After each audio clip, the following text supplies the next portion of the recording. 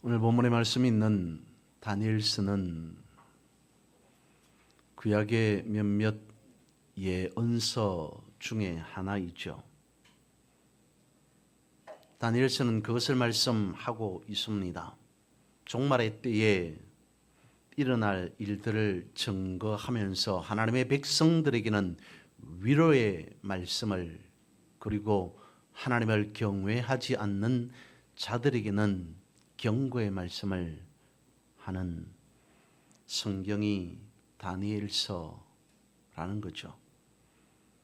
오늘 본문이 시작하는 그때라고 하는 이 단어는 역사적으로 보면 말 그대로 이스라엘 백성들, 저들이 당하고 있는 현실, 핍박당하고 있는, 힘들어하고 있는 괴로움 속에 있는 그 상황을 말하고 있습니다.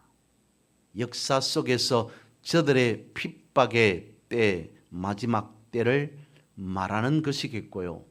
종말적인 의미로 보면 마지막 때, 종말적인 마지막 때가 되어지겠습니다. 하나님은 우리를 구원하기 위하여서 구약시대의 여러 선지자들을 사용하셨습니다. 저들을 통해서 하나님의 말씀을 대언하게 하셨습니다.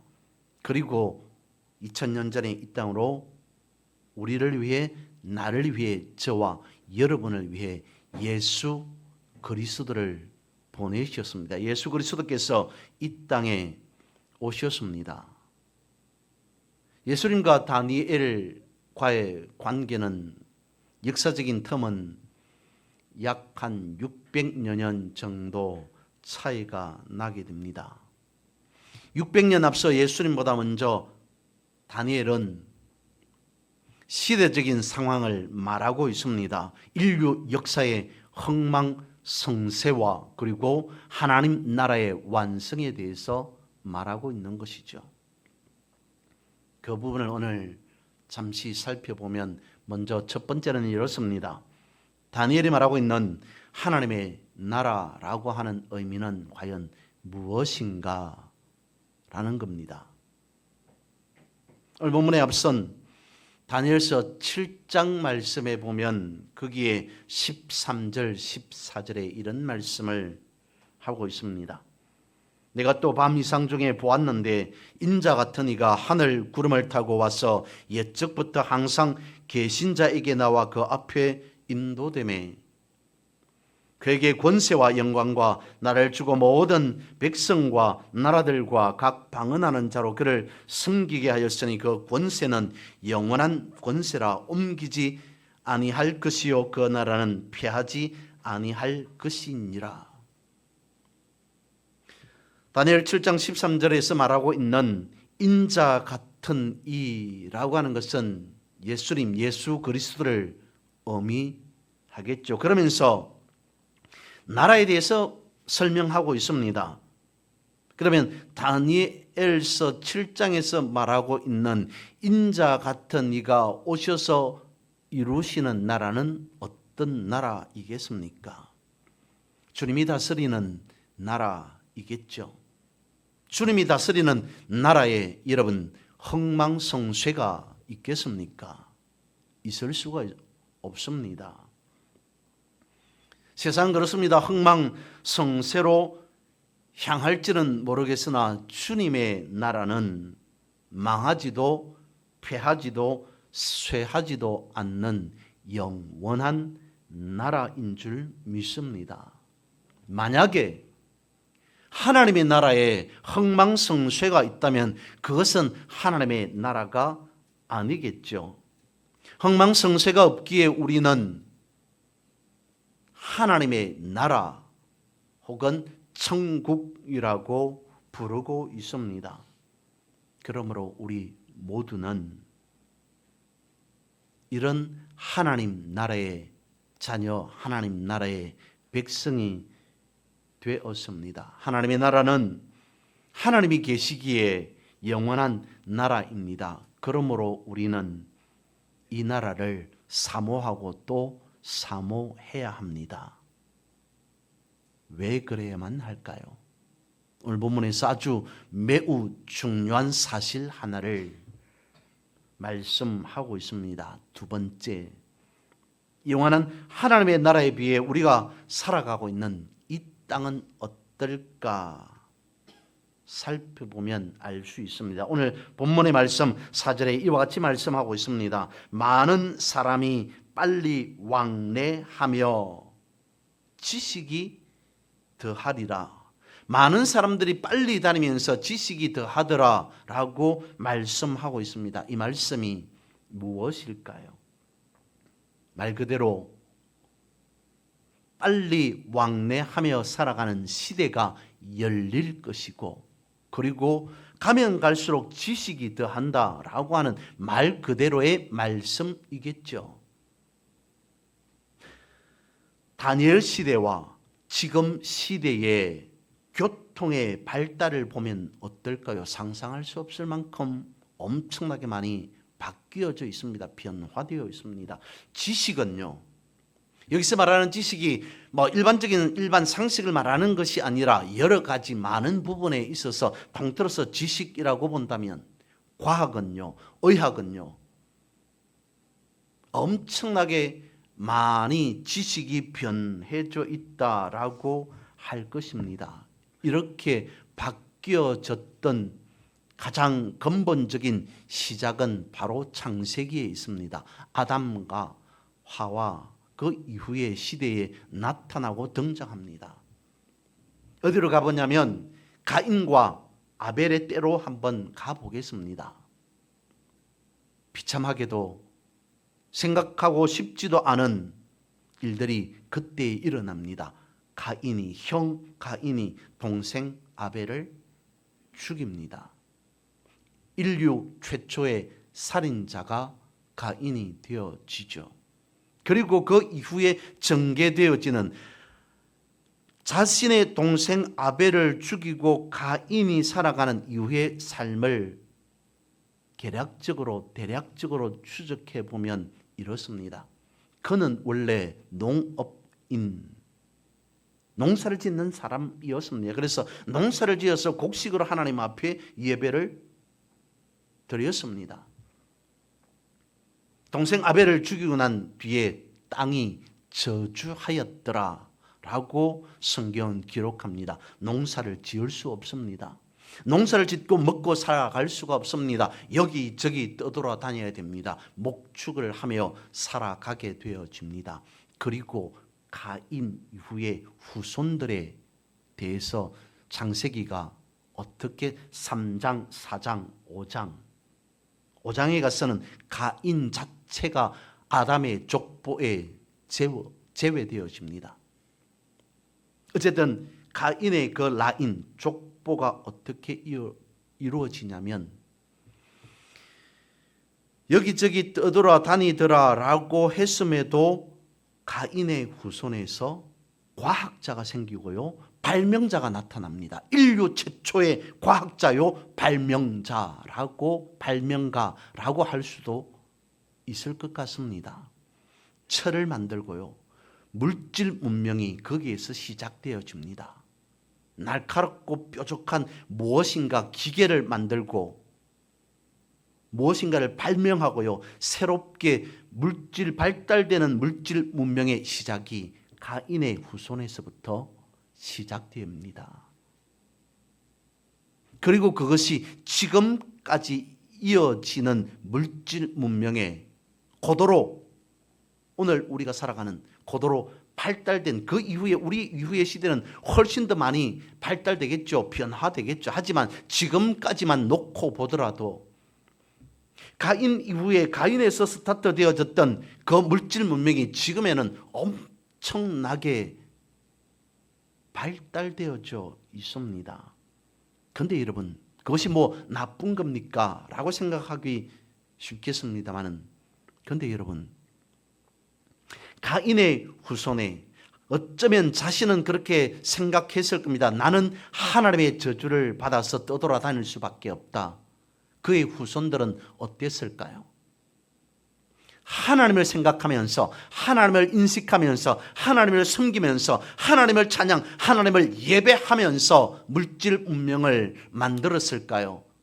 철을 발견해서 문명을 이어나가기 시작했을까요? 아니었습니다.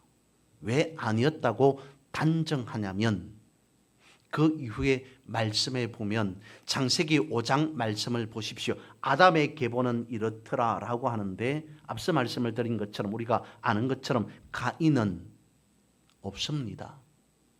어디부터 시작되냐면 셋으로부터 시작됩니다.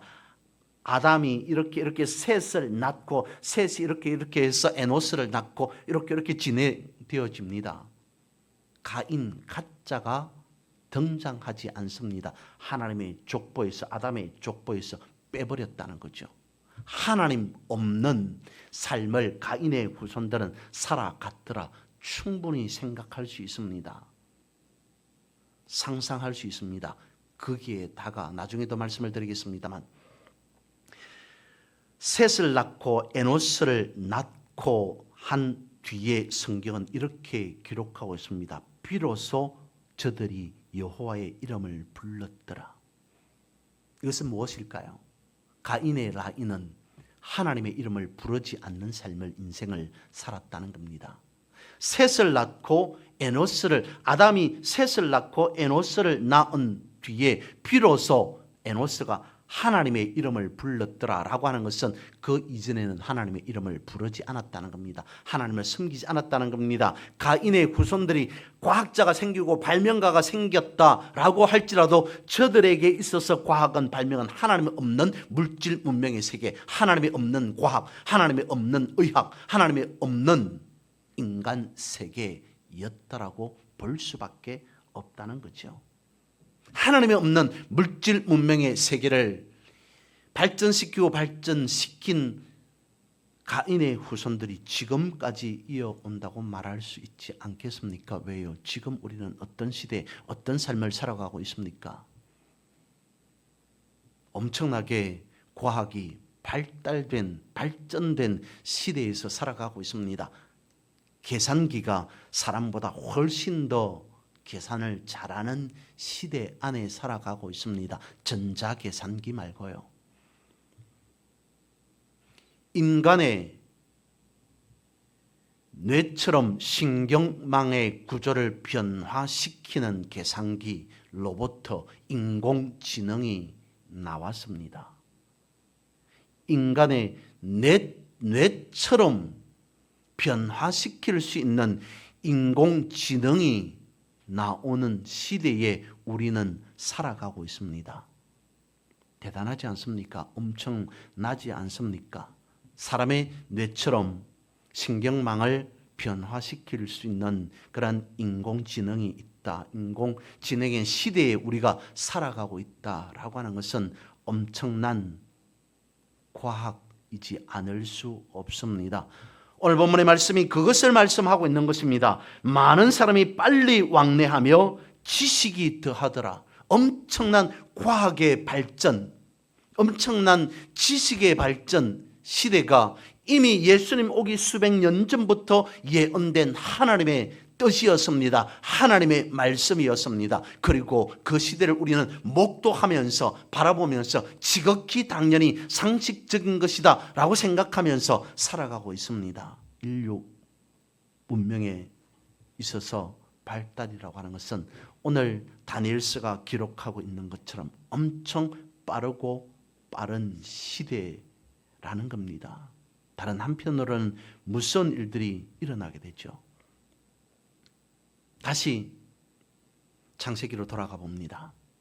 에덴 동산 갖춰지지 않은 것 아무것도 없었습니다. 모든 것이 완벽하게 갖춰져 있습니다. 그런데 아담과 하와가 첫사람이 하나님이 금한 선악과를 먹게 됩니다. 보암직도 하고 탐스럽게 보인, 지혜롭게 할 만큼 보이는 욕심낼 수밖에 없는 과일 하나를 결국 저들은 먹어버리게 됩니다. 무엇하기 위해서? 하나님과 같이 되기 위하여서 내가 저 과일을 먹으면 우리가 저 과일을 먹으면 하나님과 같은 레벨이 동급이 되어지지 않겠느냐라고 하는 욕심에 의해서 그런데 여러분 그것이 그냥 성경에 기록되어져 있는 말씀으로 끝나버렸다고요? 그냥 하나님께서 지으신 아담과 하와가 저지른 잘못, 죄 그것을 우리가 지금 죄악 속에 살아가다 예수 그리스도 구원받게 되었다라고 하는 정도에서 그쳐진다고요? 아닙니다. 앞서 말씀드린 것처럼 인간의 뇌처럼 구조를 변화시킬 수 있는 인공지능이 나온다라고 말씀을 드렸는데 과학자들은 말합니다. 그것을 우리가 섣불리 만들었을 때 그것이 우리를 심각하게 공격할 수도 있을 것이다. 지금 그렇잖아요. 우리가 너무도 편리하게 사용하고 있는 플라스틱 너무 빨리 만들어 버린 나머지 지금은 이제 이것을 어떻게 처리해야 하는가 처음 만들 때부터 이것을 처리할 방도를 생각하고 계획하고 만드는 것이 아니라 이것을 아무 생각 없이 쓰다 보니까 너무 편하니까 편리하니까 여기저기 많은 사람들이 플라스틱을 쓰게 됩니다. 그러다 보니까 처리할 수 없습니다. 플라스틱이 사람을 공격하는 셈입니다. 핵은 어떻습니까? 너무 이롭게 한다라고 하는 그것에만 치중하다 보니까 지금은 이것을 처리해야 되는데 시간이 지나고 세월이 흘러서 일정 기간 사용할 수 없는 것은 처리해야 되는데 처리하지 못해서 고민에 빠져 있습니다. 심각한 고민에 빠져 놓여져 있습니다. 인간의 뇌처럼 구조를 바꿀 수 있는 인공지능 그래서 여기서 저기서 너무도 사람들이 편하게 살 수 있는 그런 시대가 곧 열린다. 이제 열렸다라고까지 말하고 있지만 그것으로 인해 사람을 공격하지 않겠습니까? 무엇처럼?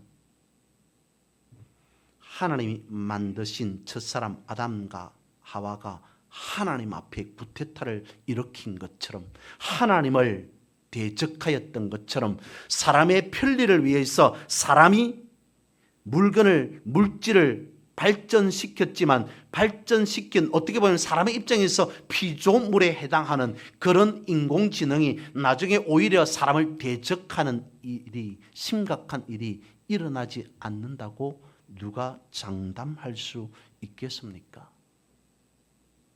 창세기의 현상이 오늘 어쩌면 내일 모레 일어날 그런 현상일 수도 있다라고 하는 메시지를 성경은 담고 있습니다. 다니엘이 말하고 있습니다. 지식이 더하리라. 그 때가 언제라고요? 마지막 때라라고 말씀하고 있습니다. 빨리 달려가는 그런 시대 속에서 우리는 살아가고 있습니다. 빠르게 변하는 시대 안에서 우리는 살아가고 있습니다. 그런데 그렇게 하나님과 관계없는 빠르게만 지나가는 발전되어지는 시대 속에만 있을까요? 그렇지 않다라고 성경은 우리에게 말해주고 있습니다. 하나님이 없는 그러한 지식을 발전시킨 라인이 계보가 있는 반면에 그렇지 않은 계보 또한 존재합니다. 앞서 말씀드린 것처럼 아담이 셋을 낳고 셋이 에노스를 낳고 라고 하면서 성경은 말씀합니다. 비로소 하나님의 이름을 저들이 불렀더라. 정리가 되십니까? 하나님의 이름을 부르지 않았던 가인의 라인과 그리고 하나님을 알고 하나님을 섬기며 하나님을 믿고 의지하는 셋으로 시작되는 에노스의 라인, 두 라인이 내려오고 있습니다. 하나님의 이름을 불렀더라 라고 하는 것은 셋과 에노스로부터 시작하여서 비로소 저들은 하나님을 찾고 하나님 앞에 예배하면서 하나님을 믿고 의지하며 하나님에 관한 지식을 발달시켰다. 그런 시간이 흐르고 흘러서 지나서 어디까지 와 있냐면 다니엘 시대까지 와 있었다라고 성경은 오늘 본문은 가르쳐 주고 있는 거죠. 하나님께서 말씀하고 있습니다. 다니엘아, 마지막 때까지 이 말을 간수하고 이 글을 봉함하여라 라고 말씀하고 있습니다. 마치 요한계시록과 같은 말씀을 다니엘서에서도 함께 하고 있습니다만 다니엘은 어쩌면 그랬을 겁니다. 왜 하나님께서 그런 말씀을 하시는지, 왜 말씀을 가르쳐 주시고 말씀하시고 봉함하라, 닫아라 라고 말씀하고 있는지조차 모르고 무조건 하나님의 말씀에 따라, 하나님의 명령에 따라 행했을 수도 있을 겁니다. 그런데 지금은 우리가 살아가는 이 시대는 그렇지 않다는 것을 우리는 익히 알고 있습니다. 하나님의 지식이 봉함된 시대가 아닌 그 모든 것까지 지금 열려있는 시대 속에서 우리는 살아가고 있습니다. 세상적인 지식뿐만 아니라 하나님에 대한 지식까지 열려있는 시대 속에서 살아가고 있단 말입니다. 첫 번째 지식은 어땠다고요? 하나님과 관계없는 지식이었고요. 두 번째는 하나님의 지식 또한 발달되고 발달된 그러한 상황 속에서 살아가고 있습니다. 다니엘서 12장 4절 말씀을 두 가지 번역본으로 한번 읽어드리면, 먼저 첫 번째 현대인의 성경에서는 오늘 본문의 말씀 12장 4절을 이와 같이 기록합니다. 그러니 다니엘아, 이제 이 책을 덮어두어라, 아예 묶어두어라. 마지막 때가 세상에 종말이 올 때까지 묶어 놓은 곳에 도장을 찍어 놓아라. 수많은 사람들이 어찌해야 좋을지 이리저리 헤맬 것이다. 앞일이 어찌 될 줄 몰라 허둥댈 것이다. 그러나 그날이 되면 이 책을 보고 많은 이들이 깨달으리라. 공동 번역본에 보면 이렇게 되어 있습니다. 너 다니엘아, 이 말씀을 비밀에 붙여 마지막 그때가 오기까지 이 책을 봉해두어라. 많은 사람들이 읽고 깨쳐 잘 알게 되는 날이 올 것이다. 그러나 갈팡질팡하는 사람도 많을 것이다. 아무튼 지식이다 합니다. 빠르게 다니는 그러한 시대가 도래합니다. 다니엘 시대의 상황으로 놓고 보면. 그런데 어떻다고요? 두 부류의 사람들이 생긴다. 말씀이 봉해져 있습니다. 다니엘 시대에는. 하지만 두 부류의 사람들이 등장하게 되어집니다. 한 사람들은 갈팡질팡하는 사람들, 지식이 발달되었으나 여전히 내일을 알 수 없어서 허둥대는 사람들이, 그런 라인이 있고요. 또 한 사람들은 하나님의 말씀을 붙잡고 내일이 어찌 될지 알면서 기대하면서 사모하면서 소망하면서 살아가는 라인이 분명 있다라고 가르쳐주고 있습니다. 다니엘 시대는 말씀을 비밀로 붙여두었습니다. 그런데 붙여둔 때가 지나게 되면 감춰진 말씀들을 하나씩 깨우치게 되어지는데 그날이 올 것이다 라고 가르쳐 주고 있습니다. 이것이 언제라고요? 마지막 때라고 다니엘서는 말해주고 있습니다. 지금 우리의 시대를 이렇게 말하죠. 말세지말, 지금이 마지막 때입니다 라고 말하지 아니하고 지금은 말세지말입니다. 마지막 때와 가까워지는 그러한 시점입니다. 마지막 때가 아니라 말세지말입니다 라고 말을 합니다. 다니엘서는 말합니다. 마지막 때에 봉한 말씀을 깨달아 아는 지식이 더할 것이다. 하나님의 비밀의 말씀을 아는 지식 또한 여전히 발달되어질 것이다 라고 말합니다. 첫 번째 지식과는 전혀 다른 지식입니다. 그렇다면 여러분, 말세지말을 살아가고 있는 여러분, 오늘 우리는 어디에 신경 쓰면서 살아야만 하겠습니까? 무엇에 관심을 두면서 어디에 초점을 두고 살아가야 하겠습니까? 내 먹고 살아가는 것 소중합니다. 중요합니다. 매우 귀한 일입니다. 하지만 그것보다도 훨씬 더 귀한 일이, 소중한 일이, 중요한 일이 있다라고 성경은 거듭 가르쳐 주고 있습니다. 하루하루 그저 살아가는 것 같지만 그럼에도 우리가 심히 떨리고 또한 겸손해야 하는 이유가 바로 하나님을 아는 사람들이 하나님의 말씀을 붙잡고 하나님을 바라보며 하나님을 아는 지식을 발전시키는 라인이, 그런 부류들이 분명히 있다. 그런 지식이 발달되어질 것이다 말씀하고 있기에 우리는 하나님을 아는 지식을 날마다 깨우치며 높이며 살아가야 하겠죠. 그래서 오늘 본문의 말씀 다니엘서 12장 3절은 이렇게 표현하는 것 같습니다. 지혜 있는 자는 궁창의 빛과 같이 빛날 것이요 많은 사람을 옳은 대로 돌아오게 하는 자는 별과 같이 영원토록 비추리라. 여러 지식이 발전되어질지라도 분명히 말씀하고 있습니다. 지혜 있는 자는 궁창의 빛과 같이 빛난 삶을, 거룩한 삶을, 믿음 안에서 온전한 삶을 살아가게 될 것이다. 어떤 삶이라고요? 우리가 오늘 이 자리에서 분명히 입술로 고백했습니다. 나는 주님과 더불어 모래 위에 세운 집이 아닌, 내 인생이 아닌 반석 위에 세운 인생을 살아가리라.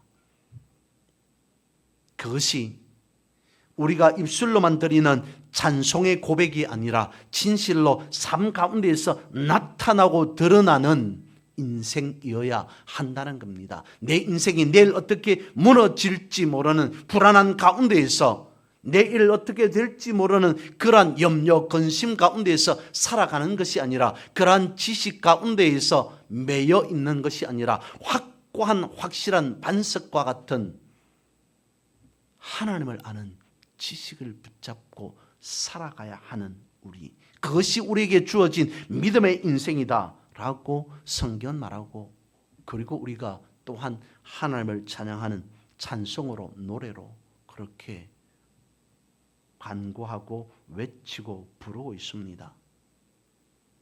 다니엘은 감춰져 있던 비밀의 말씀을 깨우치는 자들이 분명히 있다고 말씀하고 있습니다. 그런 자들을 통해서, 말씀을 통해서 지혜 있는 자라고 말씀하고 있습니다. 하지만 갈팡질팡하는 자들 또한 있다라고 말씀하고 있습니다. 사람들은 불안한 것 같습니다. 두려운 것 같습니다. 그래서 더 편하고 불안하지 않고 두렵지 않은 세상을 살아가고자 합니다. 하나님을 아는 지식 가운데에서 생각하는 것이 아니라 하나님이 없는 지식으로 저들을 또한 나름대로 생각합니다. 여러분, 사우디아라비아의 왕세자 빈 살만이라는 사람을 아십니까? 그가 어떤 계획을 가지고 있는지 혹시 들어보셨습니까? 미래의 신도시를 계획하고 있다. 소위 네옴시티라고 하는 것을 사우디아라비아 왕세자 빈 살만이 계획하고 있답니다. 다름 아닌 우리나라의 인천 송도를 모델로 해서 서울의 대략 44배 정도 크기 되는 수백 미터 170km 거리되어지는 유리벽으로 네옴시티 도시 하나를 만들고자 한답니다. 말 그대로 미래형 새로운 도시 네옴시티라고 하는 것은 탄소도 배출하지 않는 도시, 엄청나게 교통이 발전되어서 순식간에 동서남북으로 이동할 수 있는 도시, 수백만이 들어가서 너무도 편하게 살 수 있는 도시 네옴시티, 주식으로도 여러분 엄청나게 인기를 끌고 있는, 지금은 어떤지는 모르겠습니다만 이 이야기가 거론되어졌을 때에 주식시장에도 난리가 났습니다. 그런 도시를 계획하고 있습니다. 짓고 있는지는 모르겠습니다. 그런데 그 위치가 어디냐면 시내산 옆에 홍해 앞이라고 하는 위치랍니다. 사막한 가운데가 되어지는데 시내산 옆에 홍해 앞에 엄청난 새로운 신도시를 미래형 신도시를 짓는다고 하는데 특별히 우리나라가 여기에 관심을 가지는 이유가 송도를 모델로 했다라고 하는 그것 때문이기도 하겠습니다만은 다시 한번 한국은 제2의 중동붐이 일어나지 않을까라고 하는 것에서 엄청나게 지대한 관심을 가지고 있다고 들었습니다. 그런데 이렇게 말하는 자들도 있습니다. 이것이 하나님을 모르는 사람이 세운 지식 아닙니까? 계획, 도시 아니겠습니까? 이것이 제2의 바벨탑이 되지 않을까라고 우려하고 염려하는 자들이 있습니다. 그러한 첨단 지식의 도시를 계획하는 자들이 있습니다. 누구라고 어떤 라인이라고 말씀을 드렸습니까? 성경은 오늘 본문은 그것을 말씀하고 있습니다. 과학이라고 하는 것을 지식이라고 하는 것을 잘 사용하면 잘 발달시키면 좋은 목적을 이루게 되어지나 그렇지 않으면 엄청난 결과를 초래하게 되어질 것이다.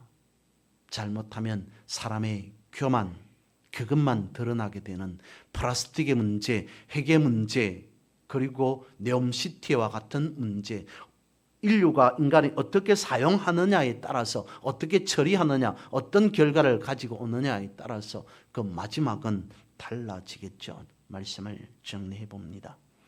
오늘 본문의 말씀은 이와 같이 말씀하고 있습니다. 다니엘아 마지막 때까지 이 말을 간수하고 이거를 봉함해라. 많은 사람이 빨리 왕래하며 지식이 더하는 시대가 분명히 올 것이다. 언제요? 그때가 마지막 때가 되어질 것이다. 보통 사람은 상상할 수 없는 그러한 엄청난 세계가 열려져 있습니다. 변화의 속도 무척 빠르고도 빠릅니다. 우리는 어차피 과학이 주는 편리함 가운데에서 살아갈 수밖에 없습니다. 그런 가운데에서 살아가고 있습니다. 오늘 본문의 말씀과 같이 엄청나게 빠른 속도로 이동하는 빨리 왕래하며 또한 엄청나게 발전되어지는 그러한 지식의 사회 속에서 우리는 살아갈 수밖에 없습니다. 초고속으로 달리는 그러한 교통편이 있고요.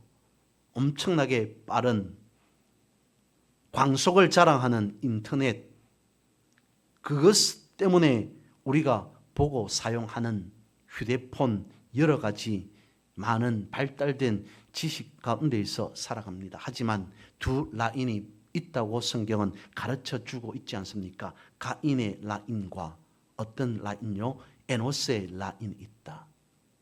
어떤 것을 선택하느냐? 그것은 창세기 아담에게 허락해 주신 것과 같이 인류의 인간의 자유의 의지이다. 우리는 무엇을 선택해야 하겠습니까? 그렇다면 오늘 본문에서 말씀하고 있는 하나님의 나라는 어떤 나라이겠습니까? 이미 선포되어져 있는 하나님의 나라. 당시의 시대는 그랬습니다.